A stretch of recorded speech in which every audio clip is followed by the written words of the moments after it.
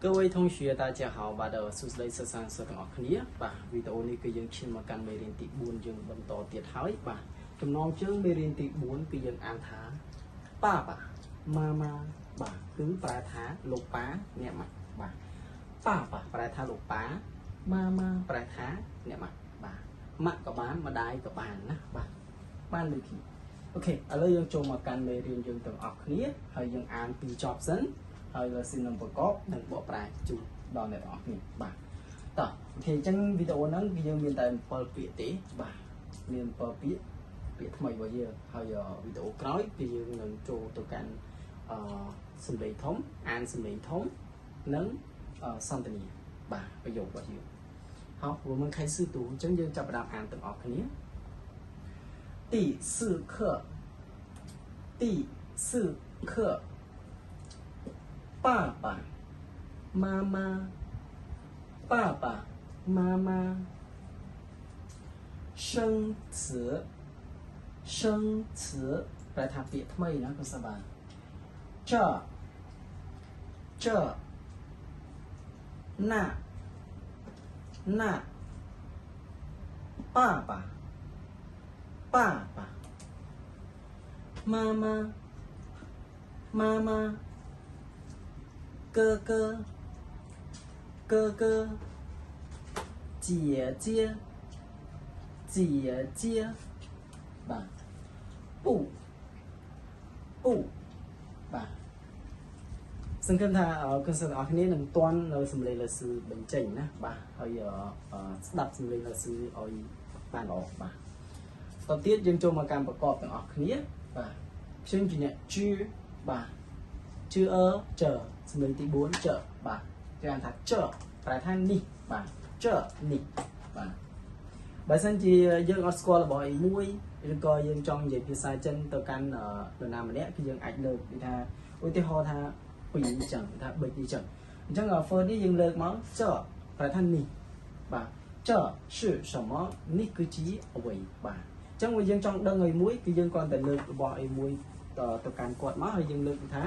这是什么នេះគឺជាអ្វីបាទអញ្ចឹងគេនឹងប្រាប់យើងឲ្យ这是书នេះគឺជាសភៅ这是笔នេះគឺជា verb អញ្ចឹងទៅបាទ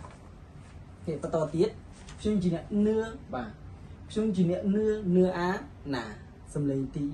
4ណាបាទវីដេអូមុនគឺយើងប្រកបណាដូចគ្នាប៉ុន្តែសម្លេងទី3ប្រែថាកន្លែងណាអញ្ចឹងវាដូរតែសម្លេងឯងកូនសិស្សបាទបើសិនជាយើងអានខុសសម្លេងវានឹងទៅជាន័យផ្សេងអត្ថន័យផ្សេងដោយសារអក្សរដូចគ្នាប៉ុន្តែវាខុសតែសម្លេងទៅវាទៅជាអត្ថន័យផ្សេងគ្នា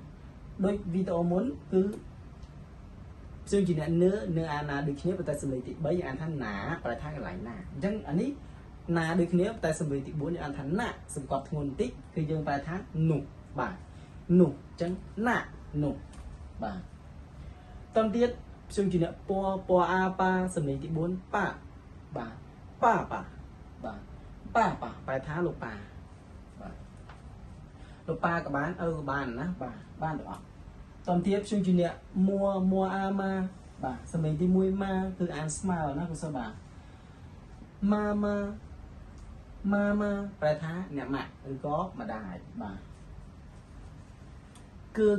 បាទគឺប្រែថាបងប្រុសណាបាទខ្ញុំជាអ្នកគឺបាទខ្ញុំជាអ្នកគឺសម្លេងទី1គឺបាទគឺប្រែថាបងប្រុសបាទបន្តមកទៀតចុះបងស្រីវិញបាទបងស្រីយើងអានថាជាខ្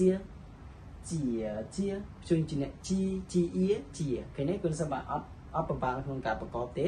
អញ្ចឹងពេលដែលយើងវាយអក្សរនៅក្នុងកុំព្យូទ័រឬក៏វាយនៅក្នុងទូរស័ព្ទដៃផ្សេងគឺយើងត្រូវប្រើ pin in នេះបាទត្រូវប្រើ pin in នេះអញ្ចឹងយើងវាយមកវានឹងលោតអក្សរជានេះចេញមកហើយមិនមែនយើងទៅសរសេរអក្សរជាចេញមកទេណាបាទគឺយើងសរសេរអក្សរខាងលើនេះខ្ញុំជាអ្នក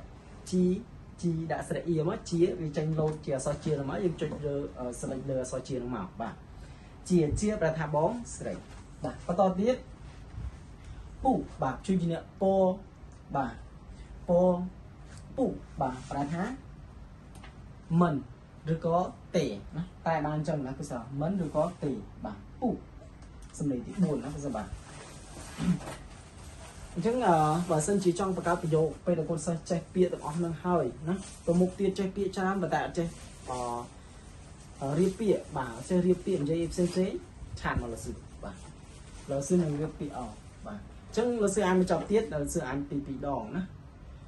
第4课爸爸妈妈生词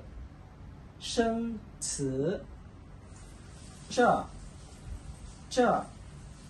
那